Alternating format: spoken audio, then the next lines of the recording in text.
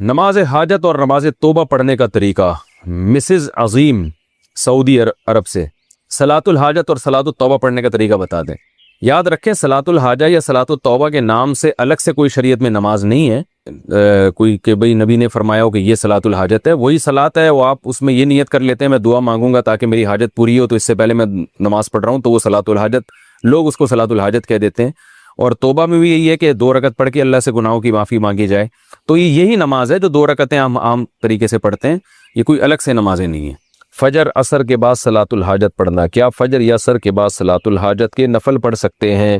فجر اور عصر کے بعد کسی قسم کی نفل نماز جائز نہیں ہے، اور یہ بھی سمجھ لیں صلاۃ الحاجت کے نام سے کوئی شریعت میں الگ سے نماز نہیں ہے، بس 2 رکعت آپ دعا مانگنے کے لیے پڑھیں کہ اللہ سے میں اپنی حاجت مانگوں گا، تو اس کو آج کل صلاۃ الحاجت کہہ دیا جاتا ہے، لیکن یہ کوئی الگ سے اسلام میں اس نام کی کوئی نماز نہیں ہے۔ تو باقی کوئی بھی نماز ہو، فجر اور عصر کے بعد نفل نماز اگر ہے تو وہ پڑھنا جائز نہیں ہے۔ صلاۃ التسبیح کی شرعی حیثیت۔ بہت سے لوگ کہتے ہیں کہ اسلام میں صلاۃ التسبیح کی کوئی حیثیت نہیں ہے، کیا یہ درست ہے؟ نمرہ بلال صاحبہ نے سوال پوچھا ہے۔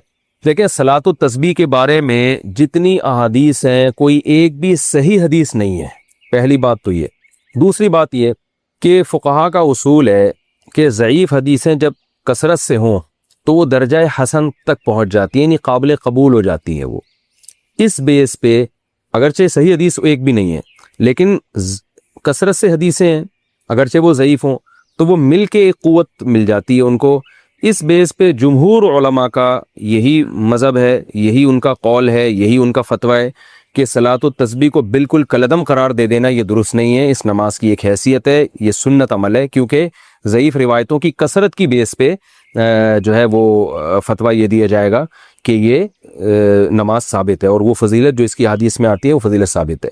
لیکن بعض علماء کا موقف یہ ہے کہ، اور میرا بھی رجحان انہی بعض علماء ہی کی طرف ہے، میں کوئی بہت بڑا عالم مفتی نہیں ہوں، لیکن ایک ٹوٹا پھوٹا سا رجحان اس طرف ہے میرا، وہ ابن تیمیہ رحمہ اللہ تعالیٰ نے جو بات کی ہے بڑی زبردست کی ہے، اور یہی بات ہمارے شیخ حضرت مفتی رشید احمد صاحب رحمہ اللہ بھی فرمایا کرتے تھے۔ حضرت نے تو ابن تیمیہ کی بات نقل نہیں کی، حضرت کی اپنی ذاتی رائے تھی مفتی رشید احمد صاحب کی جو مفتی اعظم تھے، اور حضرت مفتی تقی عثمانی صاحب، حضرت مفتی رفیع عثمانی صاحب دامت برکاتہم العالیہ کے استاذ رہے 8 سال، بڑے علم مشہور تھے، ان کا بھی رجحان اس طرف تھا کہ وہ بھی صلاۃ التسبیح کو نہیں مانتے تھے۔ اس کی وجہ یہ تھی کہ وہ یہ کہتے تھے کہ ٹھیک ہے درجہ حسن تک روایتیں پہنچ رہی ہیں، مگر ان روایتوں سے جو نماز ثابت ہو رہی ہے نا وہ ان مشہور متواتر روایتوں کے بالکل اپوزٹ ہے، یعنی ان کے خلاف ہے۔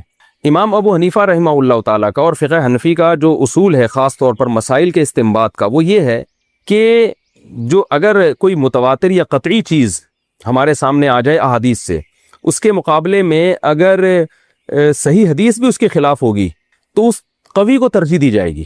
جیسے قرآن ایک متواتر ہے، اب قرآن سے اگر کوئی حکم ثابت ہو رہا ہے تو اگر حدیث صحیح حدیث سے بھی یعنی حدیث اگر صحیح بھی ہو اور اس کے خلاف چلی جائے گی تو احناف پھر قرآن کو لیتے ہیں، حدیث کو اس میں تعویل کر لیتے ہیں، کیونکہ وہ قرآن قطعی ہے۔ تو اسی طرح بعض روایتیں کثرت سے ہوتی ہیں جن سے ایک حکم ثابت ہو رہا ہوتا ہے، ان کے اپوزٹ اگر ایک کوئی صحیح روایت بھی ہوتی ہے تو اس کو احناف اکثر رد کر دیتے ہیں یا اس میں تعویل کر لیتے ہیں کہ بھئی جو متواتر روایتوں سے جو چیز ثابت ہو رہی ہے وہ اس کے بالکل اگینسٹ ہے۔ تو صلاۃ التسبیح میں بڑا اشکال یہ ہوتا ہے کہ اس نماز کی جو کیفیت ہے اس میں بعض دفعہ ایسا عمل ہوتا ہے جس سے سجدہ سہو لازم آ رہا ہوتا ہے، یعنی عام نمازوں، مثال کے طور پر آپ جب یعنی سورہ فاتحہ کے بعد جب سورت شروع کرتے ہیں اور سورت ختم کرتے ہیں تو رکوع میں تاخیر سے جو صحیح حدیث سے ہمیں پتہ چلتا ہے، جو نبی کا معمول رہا ہے، وہ یہ کہ سورت ختم کرتے ہی آپ نے رکوع کیا ہے۔ تو اسی وجہ سے فقہا نے کہا ہے کہ اگر سورت ختم کرنے کے بعد آپ رکوع میں تاخیر کریں گے تو سجدہ سہو لازم ہو جائے گا۔ یہ کثیر صحیح حدیث سے یہ اصول نکالا ہے فقہا نے، جبکہ صلاۃ التسبیح اس کے اپوزٹ ہے۔ اس میں کیا آتا ہے کہ آپ تلاوت ختم کرنے کے بعد تسبیحات پڑھنا شروع کر دیتے ہیں، رکوع میں تاخیر لازم آ رہی ہوتی ہے۔ تو صحیح احادیث سے جو بات بے غبار روایات اور کثرت روایات سے جو بات ثابت ہو رہی ہے وہ یہ ہوتی ہے کہ سورت ختم کرتے ہی رکوع کرنا واجب ہے، تو اس میں کیا ہو رہا ہے کہ رکوع کرنا واجب نہیں ہے، تو یہ اگینسٹ ہو رہی ہے نا ان صحیح احادیث کے۔ اس لیے بعض علماء کا موقف یہ ہے کہ اگرچہ ضعیف روایتیں ہیں، کثرت سے ہیں، درجہ حسن تک پہنچی ہوئی ہیں، مگر اس سے جو نماز کی کیفیت ثابت ہوتی ہے وہ متواتر جو روایتیں ہیں ان سے ثابت ہونے والی کیفیت کے خلاف ہے۔ تو جو قوی ترین چیز ہے اس کو لیا جائے اور اس کے جو اپوزٹ اس کے جا رہی ہے اس کو ترک کر دیا جائے. اس بیس پر مفتی رشید احمد صاحب رحمہ اللہ تعالیٰ کی رائے تھی. حالانکہ انہوں نے کئی سال صلاۃ التسبیح پابندی سے پڑھی ہے، مگر جب ان کا رجحان اس طرف ہوا، یہ تحقیق کی طرف ان کا دماغ گیا، تو انہوں نے صلاۃ التسبیح چھوڑ دی. مگر منع نہیں کرتے تھے دوسروں کو، اس لیے کہ جمہور بہرحال اس کے قائل ہیں. تو میں بھی کسی کو منع نہیں کرتا، جو ہے وہ جمہور اس کے قائل ہیں، اور فقہ حنفی میں بھی فتویٰ اسی پر ہے کہ صلاۃ التسبیح پڑھنی چاہیے. تو لیکن بعض علماء بہرحال اس طرف گئے. اور پھر میں نے بعد میں علامہ ابن تیمیہ رحمہ اللہ تعالیٰ کی تحقیق پڑھی، انہوں نے بھی یہ بات لکھی ہے کہ لم یثبت مثلہ بمثلہ، کہ جس قسم کی نماز ان روایتوں سے ثابت ہو رہی ہے صلاۃ التسبیح والی، تو اس جیسی نماز جو صحیح روایتوں کے بالکل اگینسٹ جا رہی ہے، اس کے لیے بہت مضبوط دلیل ہونی چاہیے. تو یعنی اتنی کمزور دلیل سے وہ ثابت اس کو نہیں کیا جا سکتا، کیونکہ یہ صحیح روایتوں کے اگینسٹ جا رہی ہے. یعنی جو مفتی رشید احمد صاحب کہا کرتے تھے، تو ابن تیمیہ رحمہ اللہ کی رائے بھی میں نے دیکھی کہ وہ بھی بالکل اس کے مطابق ہے. لیکن بہرحال جمہور اس کے قائل ہیں. علامہ ناصر الدین البانی رحمہ اللہ تعالیٰ وہ صلاۃ التسبیح کے قائل ہیں، اور انہوں نے اس مسئلے میں عبداللہ ابن مبارک رحمہ اللہ کی تقلید کی ہے، اور بالکل واضح لفظوں میں تقلید کی ہے. ان کی تحقیق جو میں نے پڑھی تو انہوں نے بتایا کہ اگرچہ ضعیف روایتیں، لیکن عبداللہ ابن مبارک رحمہ اللہ تعالیٰ جیسا محدث، وہ کہتے ہیں جب وہ پڑھا کرتے تھے تو پھر ہم اس کو سنتی سمجھتے ہیں. تو یعنی کیونکہ عبداللہ ابن مبارک بہت بڑے محدث تھے، فقیہ بھی تھے، تو انہوں نے کہا کہ عبداللہ ابن مبارک نے چونکہ اس نماز کو افضل سنت قرار دیا اور ثابت قرار دیا ہے، تو اتنے بڑے محدث کی رائے کو میں فالو کر رہا ہوں. کہ اللہ تعالیٰ نے ہمیں جو دین دیا، جو مذہب دیا، اس کا خلاصہ ہے طہارت، صفائی، اپنے آپ کو پاک رکھنا، صاف رکھنا. اسلام کا اگر خلاصہ پیش کیا جائے تو اس خلاصے کا مطلب ہے صفائی. اس میں کئی مثالیں دی تھی میں نے کہ لباس کی صفائی جس طرح سے اللہ نے حکم دیا، دنیا کے کسی مذہب میں صفائی کا یہ تصور نہیں ہے. پھر دانتوں کی صفائی ہے، پھر جسم کے اندر کی صفائی ہے، پھر عقیدے کی صفائی. انما المشرکون نجس، قرآن کہتا ہے کہ جو مشرک لوگ ہیں وہ بھی ناپاک ہیں. تو اس سے پتہ چلتا ہے کہ صرف آپ کا جسم، آپ کے کپڑے میلے نہیں ہوتے، آپ کے کانسیپٹ، آپ کے نظریات، آپ کی سوچ بھی میلی ہوتی ہے. ناپاک چیز کسے کہتے ہیں؟ جسے دیکھ کر گھن آئے انسان کو، بدبو محسوس ہو. شرک بھی ناپاک چیز ہے، اسے دیکھ کے بھی انسان کو گھن آتی ہے، اسمیل محسوس ہوتی ہے، بدبو محسوس ہوتی ہے.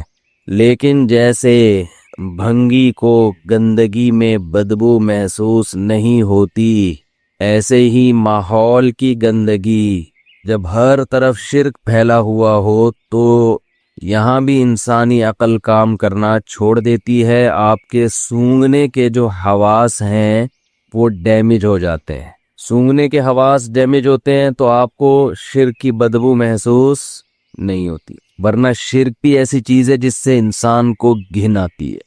اسلام کا انسانیت پر ایک بہت بڑا احسان ہے کہ جب اسلام دنیا میں آیا تو انسان جس چیز کو دیکھتا کہ وہ اس کی خدمت کر رہی ہے، انسان اسے مقدس سمجھنے لگتا. بعض لوگوں نے سورج کی عبادت کی کہ یہ مقدس ہے، قابل تعظیم ہے. بعض لوگوں نے دیکھا کہ کوئی مخلوق بہت ڈینجرس ہے، خطرناک ہے، انسانیت کے لیے بہت نقصان دہ ہے، تو انہوں نے اس کو مقدس قرار دے دیا. آپ کو سانپ کی، اژدہے کی عبادت کرنے والے لوگ بھی دنیا میں نظر آئیں گے. انہوں نے کہا یہ مقدس چیز ہے. بعضوں نے دیکھا کہ کوئی مخلوق ایسی ہے جس کی شکل اور حرکتیں انسانوں سے ملتی ہیں، تو انہوں نے اس شکل اور اس حرکتوں کی بیس پر ان جانوروں کو مقدس سمجھنا شروع کر دیا. آپ کو دنیا میں بندروں کی پوجا پاٹ کرنے والے، ان کو مقدس جاننے والے بھی ملیں گے. دنیا میں بعض لوگوں نے دیکھا کہ بعض جانور ہماری بہت خدمت کر رہے ہیں، تو انہوں نے ان جانوروں کو مقدس قرار دے دیا. جیسے ہندوؤں میں گائے کو مقدس سمجھا جاتا ہے، اس کے گوبر کو، اس کے پیشاب کو مقدس سمجھا جاتا ہے. یہ قرآن کا انسانیت پر احسان، اسلام کا انسانیت پر احسان کہ اللہ نے ایک آیت میں ان تمام چیزوں کے تقدس کو ہمارے دلوں سے نکال دیا. وَسَخَّرَ لَكُم مَّا فِي السَّمَاوَاتِ وَمَا فِي الْأَرْضِ جَمِيعًا مِّنْهُ فرمایا اس کائنات میں انسان کے سوا جو کچھ ہے وہ سارا انسان کی خدمت کے لیے ہے، انسان کے کام کے لیے ہے، آپ کے لیے مسخر ہے۔ تو اب آپ بتاؤ جو آپ کی خدمت میں لگا ہوا ہو وہ آپ کے لیے مقدس کیسے ہو سکتا ہے؟ اور تسخیر کے لفظ میں بہت بلاغت ہے، یہ نہیں کہا کہ یہ تمہاری خدمت میں لگا دیا ہے، مسخر تمہارے کنٹرول میں دے دیا ہے، جو چاہے کرو۔ یہی وجہ ہے کہ جس قوم میں کسی خاص مخلوق کا تقدس ہے وہ قوم اس مخلوق کو اپنے فائدے کے لیے بہت سارے مواقع پر استعمال نہیں کرتی۔ وہ گائے کو ذبح کرنا، اس کا گوشت کھانا، سمجھتے ہیں یہ تقدس کے خلاف ہے۔ تو اللہ نے بتا دیا کہ جو یہ سب کچھ تمہارا ہے تو تم ان تمام چیزوں پہ تحقیق کر سکتے ہو، ریسرچ کر سکتے ہو۔ مینڈک کے آپریشن آپ لوگوں نے شاید بایولوجی میں کیے ہوں گے، اس کو کیسے لٹا کے اس کا پیٹ چاک کر دیا جاتا ہے۔ انسانی پارٹس، انسان کے جسم میں جانوروں کے پارٹس لگائے جا سکتے ہیں۔ ابھی ماضی قریب میں خنزیر کا دل کسی انسان کے لگا دیا، جس طرح سے چاہو۔ ہاں، جو جانور ناپاک تھے ان کے کھانے سے منع کر دیا، لیکن اس میں بھی ایک شرط لگا دی کہ اگر جان کا خطرہ ہے تو کھا بھی سکتے ہو، کہ تمہاری خدمت کے لیے پہلے تمہاری جان بچے گی۔ جب تک اسلام دنیا میں نہیں آیا تھا، جب تک قرآن دنیا میں نہیں آیا تھا، دنیا میں ہر قوم میں کسی نہ کسی درجے میں چیزوں کا تقدس تھا، مقدس سمجھی جاتی تھیں۔ یہ مقدس، یہ مقدس، اس کا احترام، اس کا احترام۔ اللہ نے پوری کائنات کی حیثیت 2 جملوں میں بیان کر دی کہ اس میں انسان کے سوا کوئی مقدس بولو نہیں ہے، یہ تو تمہارے لیے ہیں۔ اور انسانوں کو بھی بتا دیا کہ تم اس کائنات میں سب سے مقدس تو ہو، مگر تم سب کے سب اللہ کے ہاں ایک جیسے محتاج ہو۔ تم میں اگر کوئی بزرگ ہے، کوئی مقدس یا کوئی بڑا درجہ رکھتا ہے تو اس بیس پہ نہیں کہ اس کے پاس پاور زیادہ ہے، بلکہ اس بیس پہ کہ وہ عمل میں دوسروں سے اچھا ہے۔ ان اکرمکم عند اللہ اتقاکم، تم میں سب سے زیادہ قابل اکرام، اکرمکم اکرام سے نکلا یہ لفظ، کمپیریٹیو ڈگری، سب سے زیادہ قابل اکرام یعنی دوسروں سے زیادہ، اس کے مقابلے میں جتنے بھی ہیں ان میں سب سے زیادہ اکرام کے لائق، جس کی رسپیکٹ کی جائے، جس کو عزت دی جائے، وہ ہے اتقاکم، جس میں تقوی سب سے زیادہ۔ تقوی کسے کہتے ہیں؟ تقوی عربی میں کہتے ہیں بچنے کو۔ تو اتقا جو ہے یہ بھی کمپیریٹیو ڈگری ہے، کمپیئر کیا جا رہا ہے کہ جو سب سے زیادہ برائیوں سے بچتا ہے اس میں عزت کا ریشو بھی اسی تناسب سے سب سے زیادہ۔ کیا عجیب بلاغت ہے کہ بھائی تم نے دیکھنا ہے کہ کون کتنا قابل عزت ہے حقیقی اعتبار سے، تو دیکھ لو کتنا برائیوں سے بچتا ہے۔ ایک عزت تو وہ ہوتی ہے جو دنیا میں دنیاوی نظام کو چلانے کے لیے ضروری ہے، اس کی بیس تقوی پر نہیں ہے۔ جیسے آپ کو اپنے آفیسر کی کوئی عزت دینی ہے، یہ دنیا کا نظام ہے کہ اگر آفیسر کی عزت نہیں ہوگی تو ماتحت اس کی اطاعت نہیں کریں گے، آپ کی کمپنی بند ہو جائے گی۔ یہاں یہ والی عزت مراد بولتے کیوں نہیں بھائی؟ نہیں ہے۔ ایک عزت وہ ہے جو سربراہ کو ماتحت نے دینی ہے۔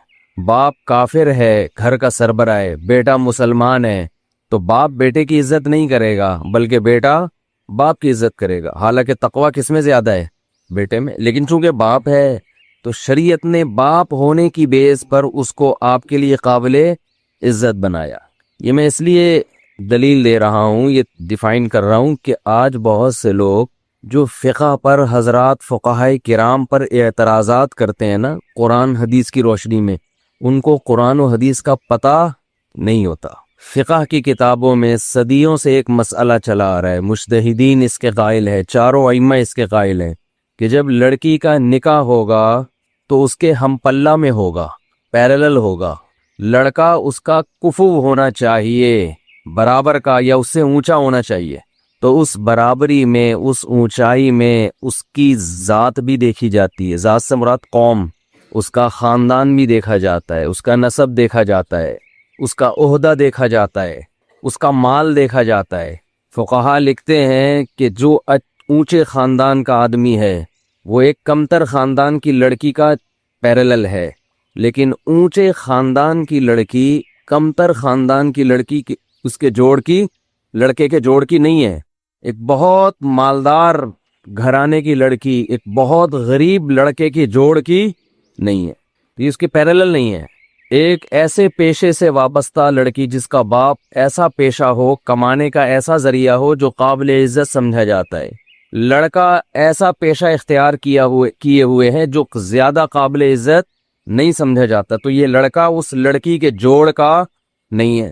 میری بھی بحث ہوئی، جب میں نے ایک کتاب لکھی نا تعدد زوجات پر، زیادہ شادیوں پر، جب میں نے کتاب لکھی تو اس میں نے یہ بھی ڈیٹیل بیان کی ہے کہ ایک بیوی پر قناعت کا نتیجہ ہے کہ لڑکیوں کے رشتے ان کے جوڑ میں نہیں ہو رہے، پیرالل نہیں ہو رہے، نہ خاندانی لحاظ سے، نہ مالی لحاظ سے، نہ پیشے۔ لڑکیاں اپنے سے کمتر میں جا رہی ہیں، سپلائی زیادہ ہے، ڈیمانڈ کم، تو ڈیمانڈ کم ہونے سے ویلیو، بولو جب چینی بہت زیادہ ہو، خریدار نہ ہو تو چینی اوپر جائے گی نیچے آئے گی، ویلیو کم، اس کو اس کے اوریجنل ریٹ نہیں ملیں گے۔ تو ایسے ہی لڑکیاں ہول سیل کے حساب سے ہیں، ڈیمانڈ ہے ایک ہی رکھنی ہے ہر آدمی نے، تو عورت کی ویلیو کیا ہو گئی؟ لڑام سے نیچے، اس کو نہ اس کے جوڑ کا رشتہ مل رہا ہے، مہر بھی اس کے جوڑ کا نہیں مل رہا، پونے 5,000 3,500 پونے 4,000 یہ مہر چل رہا ہے مارکیٹ میں، تو کچھ بھی اس کو اس کے جوڑ کا، بس یہ دیکھتے ہیں کہ انسان کا بچہ ہو، لڑکا ہو، بس اتنا کافی ہے، کچھ چرس ورس نہ پیتا ہو، کچھ دنوں میں یہ شرط بھی ختم ہو جائے گی، چرسی ہو بھلے۔ تو میں نے جب اپنی کتاب میں یہ سارے حکام لکھے تو ایک صاحب الجھ پڑے، کہنے لگے میں یہ فقہ شکہ نہیں مانتا، جو فقہ شکے کی کتابوں کے حوالے دیے نا اپنے فقہ شکے، کہہ رہے قرآن تو کہہ رہے تم میں سب سے زیادہ عزت والا وہ ہے جو تم میں سب سے زیادہ تقوی والا۔ آپ نے بول دیا کہ لڑکا قابل عزت ہونا چاہیے، جتنی لڑکی اور عزت میں چند چیزیں دیکھی جاتی ہیں، خاندان ہے، نسب ہے، اور پیسہ ہے، دینداری بھی اس میں سب سے پہلے تو دینداری ہے، تو اور بھی چیزیں ہیں۔ تو انہوں نے کہا یہ نسب وسب کیا ہوتا ہے، خاندان کیا ہوتا ہے، پیشہ کیا ہوتا ہے؟ فقہا لکھتے ہیں ایک لڑکی کسی بڑے آفیسر کی بیٹی ہے، بعض لوگوں کے پاس پیسہ کم ہوتا ہے لیکن جس شعبے سے وابستہ ہیں وہ شعبہ قابل عزت ہے۔ اب ٹیچر ہے، آپ کے کوئی ٹیچر ہیں، کم تنخواہ ہے، لیکن ٹیچر ہونا ایک عزت، ایک قابل عزت ہے نا۔ آپ کسی کو بتاتے ہیں میں کس یونیورسٹی میں کیا ہوں، پروفیسر ہوں، لیکچرار ہوں، بریگیڈیئر ہوں، کرنل ہوں، جج ہوں، ہائی کورٹ میں وکیل ہوں، اور اگر آپ سے کوئی پوچھے کہ جی آپ کا پیشہ کیا ہے، جی میں بھنگی ہوں، ایک مثال دے رہے ہیں، تو حرام تو وہ بھی نہیں ہے اگر آپ محنت کر کے کما رہے ہیں، اور قیامت کے دن ہو سکتا ہے بھنگی کا مقام اس کرنل سے زیادہ ہو، اس جج سے زیادہ ہو، اس لیے کہ اس میں تقویٰ تھا اور اس میں تقویٰ نہیں تھا۔ تو اصل عزت تو اس بھنگی کی ہے جس میں تقویٰ ہے۔ اکرمکم عند اللہ اتقاکم، اللہ کی نظر میں زیادہ قابل عزت کون ہے؟ جس میں تقویٰ ہے۔ لیکن دنیا کے احکام میں اللہ نے، شریعت نے اس کی رعایت کی ہے کہ نظام کو چلانے کے لیے جو معیارات ہیں دنیا میں، وہ اگر شریعت کے اگینسٹ نہ ہو تو شریعت ان معیار کو نہیں چھیڑتی ہے، اس کو باقی رکھتی ہے۔ کہ دنیا کے نظام اسی طرح چلتا ہے کہ اگر آپ نے ایک جج کو اور ایک بھنگی کو ایکول کر دیا، برابر کر دیا، تو نظام چلے گا دنیا کہاں چلے گا؟ سپریم کورٹ کے جج کو آپ کو عزت دینی پڑے گی، اس کو الگ پروٹوکول دیا جاتا ہے، آفیسر کو الگ پروٹوکول دیا جاتا ہے، مینیجر کا الگ پروٹوکول ہوتا ہے، ماتحتوں کا الگ ہوتا ہے۔ تو اسلام نے جو عورت کے لیے حکم دیا نا کہ کفو میں نکاح ہو، کفو ہم پلہ جوڑ، یہ اس لیے کہ نکاح اگر اخروی معاملہ ہے تو دنیاوی معاملہ بھی ہے، تو دنیا میں یہ چیزیں دیکھی جاتی ہیں، کیونکہ اگر جوڑ کا نکاح نہیں ہوگا تو نکاح کی جو مصلحتیں ہیں، نکاح کے جو فائدے ہیں وہ حاصل بولو نہیں ہوں گے۔ شوہر کمتر ہو جائے گا، عورت برتر، تو ماتحت ہو کے چلے گی۔ دیکھو آرمی میں آفیسر جو ہے وہ مکھنچو قسم کا آ گیا، اور ماتحت جو فوجی ہیں وہ سارے ذہین فتین، بہت ہی یعنی وہ ہائٹ میں بھی اچھے اور پرسنالٹی وائز بھی، اور جو کمیشن آفیسر ہے ان کا جو وہ 4.5 فٹ کا فار ایگزامپل، اور ہے بھی اوپر سے کیا ہے، فارغ ہے۔ تو ایک آدھ ایسی کرپشن ہو جائے، دھاندلی ہو جائے تو چل جائے گا نظام، لیکن اگر کمیشن آفیسر سارے مکھنچو قسم کے بھرتی ہونے لگے ہے بھائی، اور ISS بھی کلیئر کر کے جو جائیں وہ رنگروٹ ہوں، تو چلے گا نظام؟ نہیں چلے گا نا۔ اس لیے آفیسرز میں دیکھی جاتی ہے پرسنالٹی، دیکھی جاتی ہے بات چیت کا اسٹائل، دیکھا جاتا ہے کانفیڈنس، دیکھا جاتا ہے، تاکہ ماتحت اپنے آفیسر کی اطاعت کرتے ہوئے عار اور ذلت محسوس نہ کرے، وہ کہے کہ یار یہ واقعی اس قابل تھا کہ میرا آفیسر بنتا۔ یہ انسان کی نفسیات ہے، یہی وجہ ہے کہ ہمارے نبی صلی اللہ علیہ وسلم نے 99.9% عہدے اسلام لانے کے بعد انہی کو دیے جو جاہلیت میں بھی سردار تھے قوم کے. اس لیے کہ زمانے جاہلیت میں بھی وہ سردار اس لیے بنے کہ ان کے اندر ایسے گٹس تھے، ایسی قابلیت تھی کہ وہ قوم کے سردار بن گئے. لوگ ان کو سرداروں کے روپ میں دیکھنا چاہتے تھے، ذہنی طور پر تیار تھے. تو اگرچہ وہ اسلام کے بہت بڑے دشمن تھے، اسلام کو بہت نقصان پہنچایا، لیکن جیسے ہی اسلام میں کنورٹ ہوئے فوراً ان کو اسلام میں عہدہ دے دیا گیا. تبھی حدیث میں آتا ہے خیارکم فی الجاہلیت خیارکم فی الاسلام. زمانے جاہلیت میں کفر میں جو لوگ اچھے تھے، اسلام میں بھی وہی کیا ہے، وہی بہتر ہے.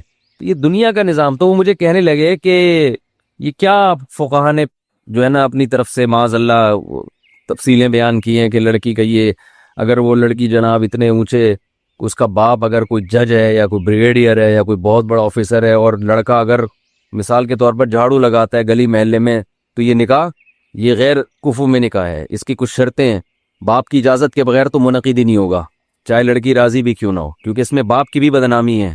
اس کو حق حاصل ہے کہ وہ اس نکاح کو کالعدم قرار دے دے. تو یہ کہاں سے نکالا آپ نے؟ اسلام تو کہتا ہے ان اکرمکم عند اللہ اتقاکم. تو میں نے کہا پھر آپ یعنی اگر یہی بیس ہے اس کی، تو پھر آپ کے آفس میں تو جو آپ کا باس ہے، ہو سکتا ہے آپ کے ماتحت نمازی ہو، وہ نماز نہ پڑھتا ہو، تو باس تو پھر اس کو ہونا چاہیے جو کون ہے، جو نماز پڑھتا ہے. بس ہر آدمی نا ایک ڈگڑگی جو ہوتی ہے نا، جیسے بندر کے ہاتھ میں کوئی چیز آ جائے، کتنا خطرناک ہے نا، کچھ بھی کر سکتا ہے وہ. بندر کے ہاتھ میں گرنیڈ آ جائے، بندر کے ہاتھ میں بندوق آ جائے تو سب بھاگیں گے بھائی، کسی پہ بھی چلا دے گا. تو آج بھی ایسا ہی ہے، علم آ گیا ہے ان لوگوں کے ہاتھ میں جو علم کے اہل نہیں ہے، اٹھا کے فتوے لگاتے رہتے ہیں لوگوں کو. بس ریفرنس سے لوگ متاثر ہو رہے ہیں کہ حدیث کا حوالہ بھی دیا محترم نے، اور محترم نے قرآن کی آیت بھی پیش کی ہے. اوپر سے کیا ہے خالی. تو دنیا میں تو اصول کچھ اور ہے. تبھی حدیث میں آتا ہے انزل الناس منازلہم، دنیا میں جس کا جو مقام ہے اس کو وہ مقام دو. تبھی جب عرب کے سردار آیا کرتے تھے تو آپ صلی اللہ علیہ وسلم ان کو عزت دیا کرتے تھے، حالانکہ وہ غیر مسلم تھے. جب حضرت ابو سفیان فتح مکہ کے موقع پہ مسلمان ہوئے، چونکہ سردار تھے نا، اسلام لائے، تو آپ نے ان کو پروٹوکول دیا کہ جو ابو سفیان کے گھر میں داخل ہو جائے گا ہماری طرف سے اس کو معافی ہے. عزت دی آپ صلی اللہ علیہ وسلم نے ان کو. تو میں یہ عرض کر رہا تھا کہ لیکن اتنی بات ہے کہ ایک تو ہے دنیا کے نظام کو چلانے کے لیے کسی بیس پہ کسی کو عزت دینا. یہ جو دنیا میں عزت دی جاتی ہے اس کی بھی کوئی بیس ہوتی ہے. اچھا ایک بات خوب سمجھ لو، یہ بات درمیان میں موضوع سے تھوڑی سی ہٹ کے دیکھو. اسلام میں سب سے پہلے جان کی حفاظت ہے. یہی وجہ ہے کہ جان بچانے کے لیے خنزیر کھانے کی بھی شریعت نے اجازت دی. تو جان پہ کمپرومائز بولو نہیں کرنا چاہیے. دوسرے نمبر پر عزت ہے یا پیسہ ہے؟ عزت ہے. دوسرے نمبر پہ سب سے زیادہ جو چیز حفاظت کے لائق ہے وہ پیسہ نہیں ہے بلکہ کیا ہے؟ عزت ہے. تیسرے نمبر پہ سب سے زیادہ حفاظت کس چیز کی ہے؟ پیسے کی ہے. آج تینوں کی حفاظت کا مسلمان کے پاس سرے سے کوئی انتظام نہیں. الٹے مشورے، الٹی باتیں. اکثر علماء جو شہید ہوئے نا ان کے متعلقین کی غفلت کی وجہ سے شہید ہوئے ہیں. کل ہم کہیں بیٹھے ہوئے تھے، کسی نے کہا کہ حضرت مولانا اسلم شیخوپوری صاحب آیا کرتے تھے ہمارے پاس بغیر کسی گارڈ کے. کتنا اللہ پہ اعتماد تھا، توکل تھا، ہمارے پاس آیا کرتے تھے بغیر کسی گارڈ کے. اتنے مشہور آدمی تھے. میں نے کہا اسی وجہ سے تھے، اب نہیں ہے. اسی وجہ سے تھے، اب نہیں. تو ہمارے ہاں سب سے سستی چیز انسانی جان ہے اور انسان کا خون ہے، اور جن میں علماء سب سے پہلے. عبرت ہی نہیں ہوتی نا. اتنے حادثات، اتنے واقعات، اتنی لاشیں گر چکی ہیں، اتنے. آپ ذرا اندازہ لگاؤ، حضرت مولانا یوسف الجھانوی شہید رحمۃ اللہ علیہ، ان سے بھی پہلے سے شروع کرو، گنتے تھک جاؤ گے، سلسلہ ختم نہیں ہوگا. پھر بھی وہی مکھنچوں والی باتیں، بیکار قسم کی باتیں، فضول قسم کی باتیں. اور سب کے بارے میں یہی حال ہے، اپنے بارے میں بھی یہی ہے. ہماری گلی محلے میں صبح و شام موبائل سنیچنگ، ڈکیتیاں، فائرنگ. گارڈ رکھنے کے لیے اب جا کے 20 سال کے بعد جا کے گارڈ رکھا گیا ہے گلی میں. وہ بھی پتہ نہیں کتنے لوگوں نے ایسے تحریک چلائی جیسے تحریک آزادی چل رہی ہو، کوئی نیا ملک بنانے کی بات ہو رہی ہو. لوگوں کی جیب سے پیسے ہی نہیں نکلتے. او بھائی موبائل سنیچنگ ہو رہی ہے، ڈاکو گلی گلی محلے میں ذرا سی بات پہ جان لے رہے ہیں، کچھ تو کرو. بس گورنمنٹ کو گالیاں دی اور پتلی گلی سے نکل دی، اپنی باری کا انتظار کر رہے ہیں. گورنمنٹ کو آپ اچھا کہو برا کہو، ڈاکو اپنے مفاد کے لیے آپ کی جان 2 منٹ میں لے گا، معذور کر دے گا آپ کو. لیکن نہ اپنی حفاظت کے لیے کوئی اسلحہ رکھا جا رہا ہے، لائسنس بنوایا جا رہا ہے، نہ کوئی اور سب عوام کا بھی یہی حال ہے. نہ گلی محلے میں کوئی انتظام کیا جا رہا ہے. پہلے بیریئر لگا دیے تھے تو زگ زیگ کھیلتے رہو بس گلیوں میں. سانپ والا نہیں ہوتا تھا یہاں سے جو، تو ہم بھی سانپ والا سچی مچی میں شروع ہو گئے تھے. یہاں سے گئے بند ہو گئے، وہاں سے گھوم کے جاؤ، پھر ادھر سے گئے آگے بند ہے، پھر وہاں سے وہ سانپ والا بن گیا تھا پورا. پہلے موبائل میں آتا تھا نا سانپ والا، کہیں گٹر کا ڈھکن کھلا ہوا ہو، انتظار کر رہے ہوتے ہیں 25-30 آدمی گر کے مریں گے تو پھر ہم اس ڈھکن کو بند کرنے کی کوشش، کوئی خیال نہیں ہوتا، نہ اپنی حفاظت نہ اپنے اہل. پھر گھر میں بھی اپنے ماں باپ کے ساتھ بھی یہی حشر ہے. آپ کے والد کا اگر بلڈ پریشر ہائی رہتا ہے تو آپ پر واجب ہے کہ آپ بلڈ پریشر مشین گھر میں خرید کے رکھیں. میں تو سمجھتا ہوں نہیں رکھو گے گناہگار ہوگے، اس لیے کہ آپ نے سینکڑوں جنازے دیکھے ہیں، سینکڑوں لوگوں کو فالج زدہ دیکھا ہے کہ جن کا بی پی ہائی ہوا اور فالج کا اٹیک ہوا، برین ہیمریج ہوا. سینکڑوں کیا ہزاروں دیکھ چکے ہوگے. تو آپ اپنے باپ اپنی ماں کے بارے میں کیوں اس خوش فہمی میں مبتلا ہو کہ ان کا بلڈ پریشر ہائی نہیں ہو سکتا. جو ٹارگٹ کلر ہوتے ہیں نا، جو دہشت گرد ہوتے ہیں، ان سے اتنے بندے نہیں مرے ہیں جتنے بلڈ پریشر نے مارے ہیں. یہ کامن بیماری بن چکی ہے. لیکن کوئی خیال، بولو ہے گھر میں کسی کو خیال؟ تو میں نے تو جب یہ سنا نا کہ بلڈ پریشر سے اتنے تو میں نے سب سے پہلے گھر میں لا کے بلڈ پریشر مشین رکھی اپنی والدہ کے لیے. اللہ ان کی مغفرت فرمائے، انتقال ہو گیا. ہم نے کہا پہلے تو یہ گھر میں رکھو، ذرا سی طبیعت خراب ہو پہلے بی بی آدمی خود چیک کر لے، کیونکہ بلڈ پریشر تو خاموش قاتل ہے، ایسے اڑاتا ہے کہ آپ کو پتہ بھی نہیں چلتا. اپنی زندگی میں نے ڈاکٹروں کو روتے ہوئے دیکھا ہے کہ ہم نے بی بی چیک نہیں کیا، گردے خراب ہو گئے ہمارے. ایسے سسک کے دنیا سے جاتے ہوئے دیکھا ہے اچھے ڈاکٹروں کو. تو ایک بیماری جب کامن ہے، جب پھیل گئی ہے، سبھی کو ہو رہا ہے، تو یار تھوڑا احتیاط کر لو بھائی. احتیاط بھی نہیں کرو، چیک تو کر لو کہ ہے، مجھے یقین آ جائے، ایمان آ جائے کہ ہاں بھائی ہے. پھر بے شک مرو تو سوچ سمجھ کے مرو گے کہ یار میں مرنے پہ ہی راضی ہوں، میں بی پی ہائی ہے، میں 6 انڈے کھاؤں گا. میں کئی لوگوں کو ہم نے دیکھا ہے بی پی ان کا ہائی ہوا ہے، گھر والوں کو پتہ نہیں، ابا کو 3 انڈے کھلا دیے انہوں نے، ابا کو سری پائے کا سالن کھلا دیے. اب آپ بتاؤ یار، وہ دہشت گرد آ کے گولی سے مارتا، نشانہ بھی خطا ہو سکتا تھا، گھٹنے میں بھی لگ سکتی تھی، کیا خیال ہے؟ اور یہ بھی ہو سکتا تھا اس کی بندوق ہی نہ چلے. لیکن جب بی پی بندے کا اتنا ہائی ہوا ہے، آپ نے اس کو 3 انڈے، اپنے ابا کو آپ اپنے مبارک ہاتھوں سے کھلا رہے ہو. ابا پائے پکے میں کھائیے پلیز، اب یہ گھٹنے پہ جا کے نہیں لگے گا اب یہ نشانہ خطا نہیں ہوگا، اب یہ ڈائریکٹ برین ہیمریج کرے گا، یہ ڈائریکٹ دماغ کی رگ پھاڑے گا، یہ جا کے یہ ہارٹ اٹیک کا ذریعہ بنے گا، کچھ بھی ہوگا. تو مر رہے ہیں لوگ، عمریں ختم. عمر کوئی، آپ قبرستان جا کے ذرا لوگوں کی عمر تو دیکھو نا، ایج دیکھو کتنی ہے لوگوں. میں نے تو سروے کیا ہے 60 55 50 90% 55 60 کے اندر نظر آئیں گے آپ کو. 90% کوئی ایک آدھ سینکڑوں میں ہوگا جو جی 70 سال یا 75 یا 80 سال. تو یہاں بھی غفلت ہے. سب سے پہلے کیا ہے اسلام میں؟ بولو جان. وہ ہر قیمت پہ بچانی ہے، کیونکہ یہ ایک ایسی نعمت ہے جو ایڑیاں رگڑ لوگے لیکن دوبارہ نہیں ملے گی. ہندو کہتے ہیں 7 جنم ہے، اسلام کہتا ہے بس 1 جنم. دوبارہ یہ روح دنیا میں نہیں آئے گی. حضرت عیسیٰ علیہ الصلوۃ والسلام دنیا میں آئیں گے، لیکن وہ بھی زندہ ہیں، ابھی تک ان پر موت واقع ہوئی نہیں ہے. اللہ ایسے بھی تو کر سکتا تھا نا کہ عیسیٰ علیہ السلام کو موت واقع کر دیتا، پھر دوبارہ زندہ کر کے لے آتا. اللہ نے کہا نہیں، میرا قاعدہ ہی نہیں ہے، گیا دنیا سے تو گیا بس. تو ان کو اللہ نے زندہ آسمانوں پہ اٹھا لیا کہ ایک ہی دفعہ میں موت واقع ہوگی. تو جو چیز ایک دفعہ مل کے دوبارہ کسی قیمت پہ نہ ملنے والی ہو، اس کو تو ویسے ہی انسان، وہ تو چرس بھی ہو تو رکھتا ہے سنبھال کے. بھائی یہ مجھے بعد میں عجائب گھر میں بھی نظر نہیں آئے گی، ٹھیک ہے نا، اس کو رکھ لو یار ایک یادگار کے طور پہ، کہ اگرچہ میرے کام کی نہیں ہے، میرے استعمال کی نہیں ہے، لیکن دیکھ تو لو نا. تو کیا زیادتی ہو رہی ہے. گارڈ جو علماء کو گارڈ رکھو 2 ٹینشن ہے، جو سیکیورٹی گارڈ رکھتے ہیں علماء، پھر جو حفاظت کی بات کرو تو ٹینشن. بس میں جو غفلت چل رہی ہے. دوسرے نمبر پر ہے اسلام میں عزت. جہاں عزت جا رہی ہو، دولت جا رہی ہو اور جان بچ رہی ہو، تو کیا کرنا ہے؟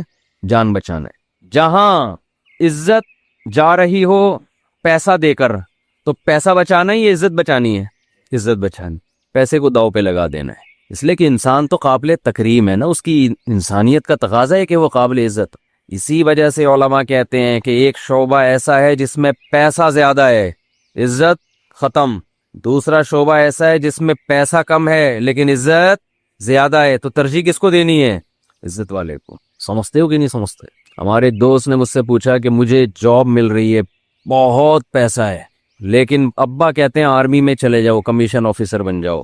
اس میں اتنا ان کو جاب مل رہی تھی اس کے حساب سے اس میں پیسہ کم تھا۔ میں نے کہا عزت کس میں ہے؟ آفیسر بننے میں۔ آپ کے پاس پاور آئے گی، طاقت آئے گی، قوت آئے گی، پاورفل آدمی بن جاؤ گے آپ، تو میں تو مشورہ دوں گا کس کو ترجیح دو؟ آفیسر بنو۔ آپ سپریم کورٹ کے جج بن سکتے ہو، اور ایک طرف آپ کے پاس کوئی ایسا کاروبار ہے یا ایسا طریقہ ہے جس میں آپ پیسہ بہت آ جائے گا، عہدہ نہیں ہوگا، تو ترجیح کس کو دینی ہے؟